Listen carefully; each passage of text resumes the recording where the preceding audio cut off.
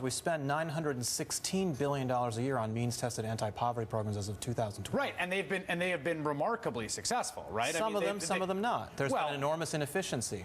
What's right? inefficiency? Well, if you map out the number of people who are in poverty and the amount that we spend on anti-poverty programs, in theory, that amount of money should eliminate poverty in America. It doesn't, because there's so much inefficiency in the delivery of those services. Here's the thing. I hear this sometimes, so I want to play this out. So let's say we said, okay, let's come together. Just write everyone a check. Write everyone a check. Get rid of the welfare bureaucracy. How much you make? Here's $30,000. There you go.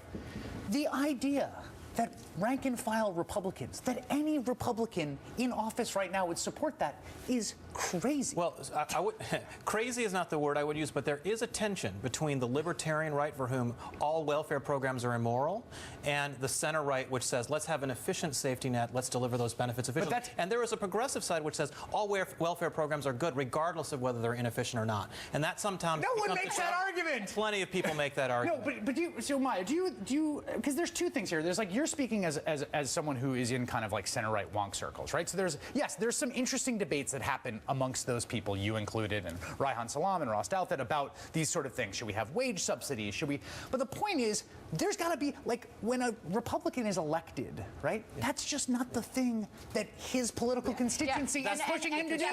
Look, it's really like if you go to an oncologist with cancer and the oncologist says chemotherapy, you go into remission, and 5 years later, maybe you have another bout with cancer. No one says, oh, you failed. Right. And oh, by the way, that chemotherapy was extremely inefficient if you gained 5 years in your life. And a little bit of the debate on poverty is a little bit of this kind of debate. It's like we see actually huge benefits to people.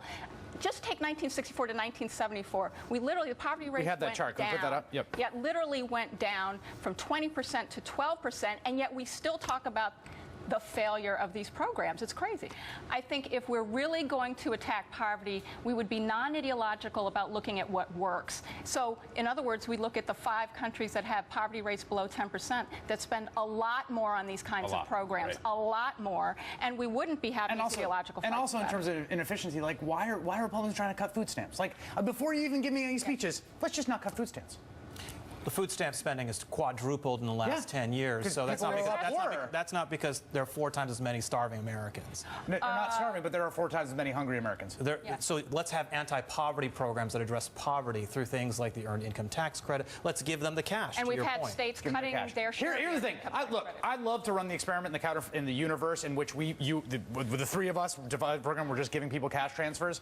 I mean, I can't begin to imagine the Fox News coverage of that program. Maya Wiley from the Center for Social Inclusion and Avik Roy from Forbes. Thank you both.